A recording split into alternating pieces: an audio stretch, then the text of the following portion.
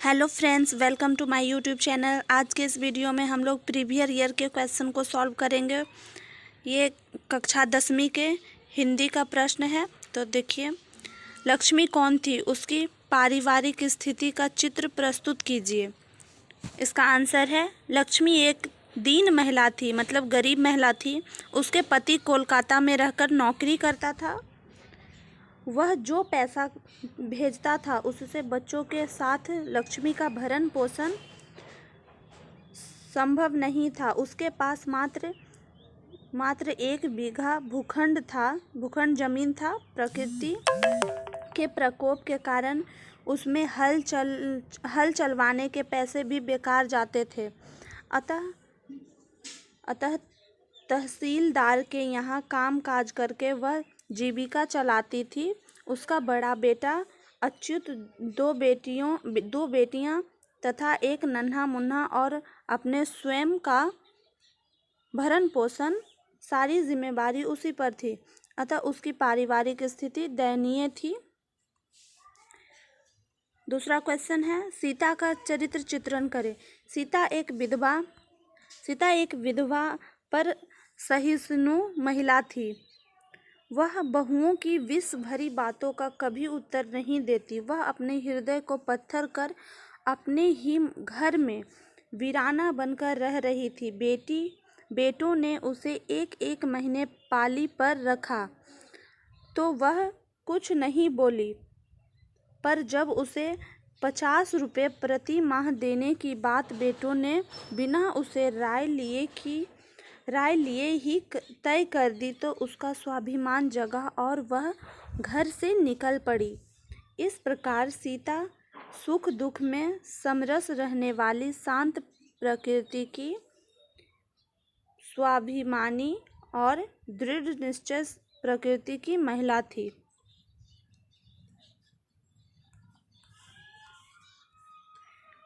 तीसरा क्वेश्चन है, भारत किस तरह अतीत और सुदूर भविष्य को जोड़ता है? स्पष्ट करें। भारत अतीत और भविष्य को जोड़ता है। यहाँ मानवीय जीवन का प्राचीनतम ज्ञान विद्यमान है। यहाँ की भूमि प्राचीन इतिहास से जुड़ी रही है। यहाँ की संस्कृत भाषा के द्वारा विश्व को चिंतन की ऐसी धारा में अवगाहन का अवसर मिलता है जो अभी तक अज्ञात थी। अतः यह बीते हुए काल और आने वाले समय के लिए सेतु के रूप में मान्य है। चौथा है, लेखक की दृष्टि में सच्चे भारत के दर्शन कहाँ हो सकते हैं और क्यों? लेखक की दृष्टि में सच्चे भारत के दर्शन भारतीय ग्रामीण जीवन में हो सकते हैं। भारतीय ग्रामीण संस्कृति में सच्चा भारत निहित है, क्योंकि सच्चाई, प्रेम, करुणा, सहयोग की भावना ग्रामीणों में कूट कर भरा होता है। पांचवा क्वेश्चन है, लेखक वास्तविक इतिहास किसे मानता है और क्यों? लेखक किसी विषय के भूल उद्गम स्रोत तक पहुँचने को उसका वास्तविक इतिहास मानता है, क्योंकि वहीं से उस विषय की मौलिकता, उसका विकास तथा उसकी शाखाओं प्रशाखाओं तथा जीवन मूल्य ज्ञात होता है तथा उसका अध्ययन फलदायी होता है।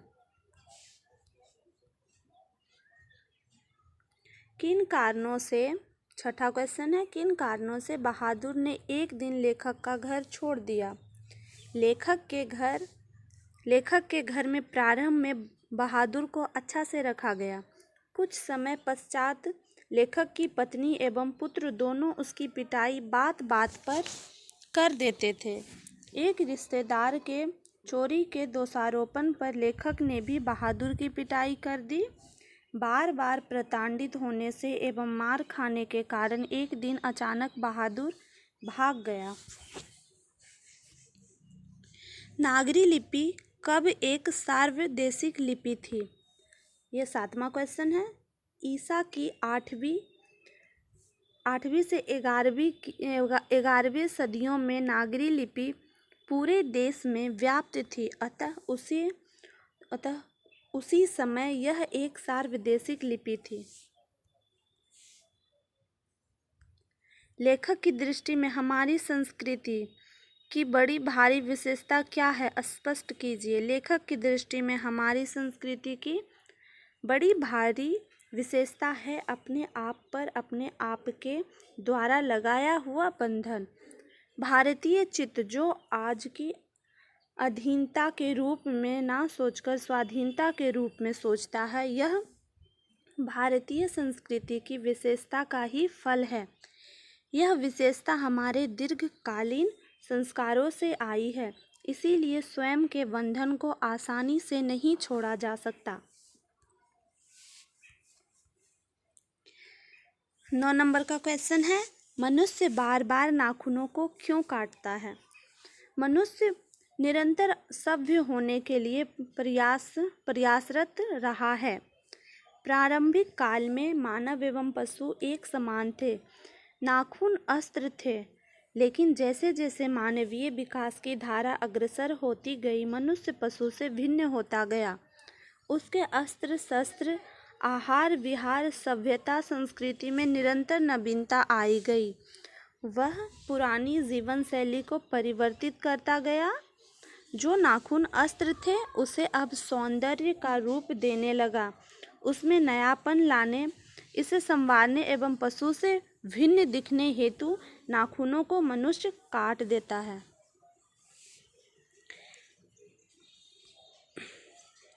10वां प्रश्न है, बढ़ते नाखूनों द्वारा प्रकृति मनुष्य को क्या याद दिलाती है? प्राचीन काल में मनुष्य जंगली था, वह वनमानुष की तरह था। उस समय वह अपने नाखून की सहायता से जीवन की रक्षा करता था। आज नखधर मनुष्य न्यायाधुनिक हथियार पर भरोसा करके आगे की ओर चल पड़ा है, पर उसके नाखून अब भी बढ़ रहे हैं। बढ़ते नाखूनों द्वारा प्रकृति मनुष्य को याद दिलाती है कि तुम भीतर वाले अस्त्र से अब भी वंचित नहीं हो। तुम्हारे नाखून को अब भी भुलाया नहीं जा सकता। तुम वही प्राचीनतम नख एवं दंत पर आश्रित रहने वाले जीव हो, परंतु पशु की समानता तुम में अब भी विद्यमान है। क्वेश्चन 11 है, विष के दांत, यहाँ विश्व है, ये गलत है, गलत लिखा गया। विष के दांत शीर्षक कहानी का नायक कौन है? तर्कपूर्ण उत्तर दे। विष के दांत, विष होगा, विष के दांत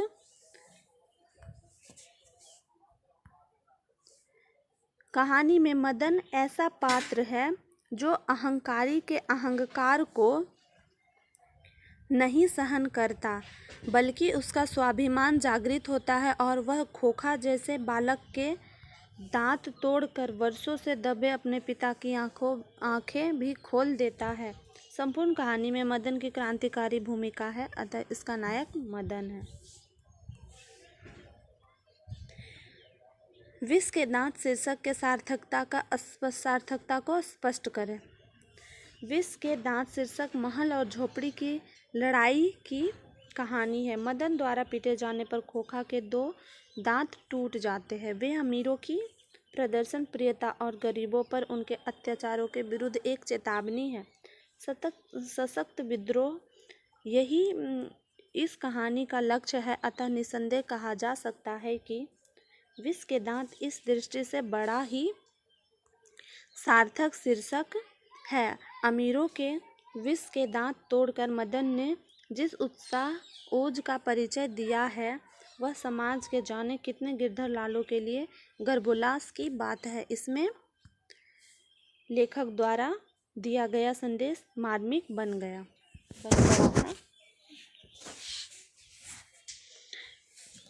नंबर 13 है,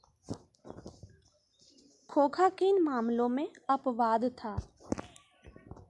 सेन साहब एक अमीर आदमी थे। खोखा उनके बुढ़ापे की आंखों का तारा था, इसीलिए मिसेज सेन ने उसे काफ़ी छूट दे रखी थी। खोखा जीवन के नियम का जैसे अपवाद था और इसीलिए यह भी स्वाभाविक था कि वह घर के नियमों का भी अपवाद था।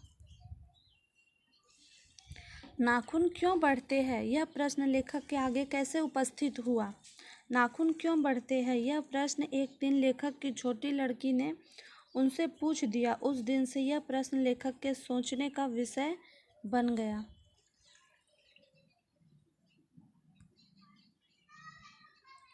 बहादुर अपने घर से क्यों भाग गया था। एक बार बहादुर ने अपनी माँ की प्यारी भैंस को बहुत मारा। माँ ने भैंस की मार का काल्पनिक अनुमान करके एक डंडे से उसकी दुगनी पिटाई कर दी। बहादुर की दुगनी पिटाई कर दी। लड़के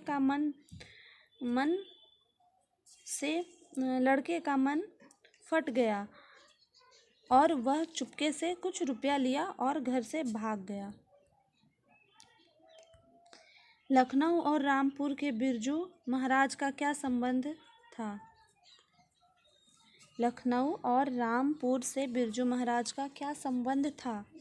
बिरजू महाराज का जन्म लखनऊ में हुआ था। रामपुर में महाराज जी का अत्यधिक समय व्यतीत हुआ था एवं वहाँ विकास का सुअवसर मिला था। परंपरा का ज्ञान किनके लिए सबसे ज़्यादा आवश्यक है और क्यों।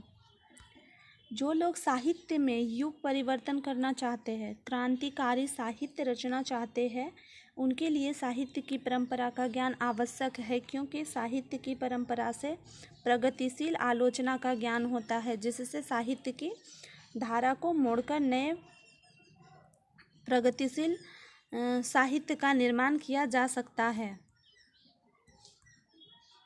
बिरजू महाराज के गुरु कौन थे, उनका संक्षिप्त परिचय दें। बिरजू महाराज के गुरु उनके बापूजी थे। वे अच्छे स्वभाव के थे। वे अपने दुख को व्यक्त नहीं करते थे। उन्हें कला से बेहद प्रेम था। जब बिरजू महाराज 9.5 साल के थे, उसी समय बाबूजी की मृत्यु हो गई। महाराज को तालीम बाबूजी ने ही दिया था। बिरजू महाराज अपना सबसे बड़ा जज किसको मानते थे। बिरजू महाराज अपना सबसे बड़ा जज अपनी माँ यानी कि अम्मा को मानते थे। जब वे नाचते थे और अम्मा देखती थी, तब वे अम्मा से अपनी कमी या अच्छाई के बारे में पूछा करते थे। उसने बाबूजी से तुलना करके इनमें निखार लाने का काम किया। किनके साथ नाचते हुए बिरजू महाराज को पहली बार प्रथम पुरस्कार मिला। शंभू महाराज चाचा जी एवं बाबूजी के साथ नाचते हुए बिरजू महाराज को पहली बार प्रथम पुरस्कार मिला। बिरजू महाराज कौन कौन से वाद्य बजाते थे। बिरजू महाराज सितार, गिटार, हारमोनियम, बांसुरी इत्यादि यंत्र बजाते थे। देवनागरी लिपि के अक्षरों में स्थिरता कैसे आई। करीब 2 सदी पहले पहली बार देवनागरी लिपि के टाइप बने और इसमें पुस्तकें छपने लगी। इस प्रकार की देवनागरी लिपि के अक्षरों में स्थिरता आ गई।